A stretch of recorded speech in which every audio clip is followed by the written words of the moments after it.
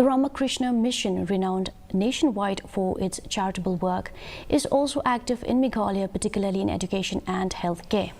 Since 1952, their dispensary in Limekra has provided affordable and quality medical care services.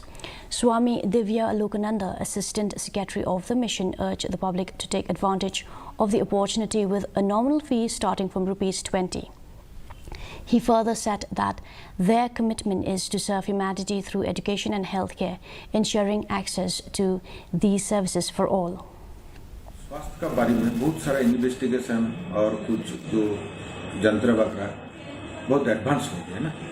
अभी पहले क्या है, अंदाजे में हम लोग काम करते थे। अभी हम लोग तुरंत इन्वेस्टिगेशन करते हैं, पेशेंट का उसका हालचाल हम लोग तुरंत हमको जानकारी हो जाता है, उसको डायग्नोसिस करने में जो हम लोग को इजी हो जाता है। इसके लिए बहुत काफ़ी हमको आसान हो गया कि जनता का सेवा करने के लिए।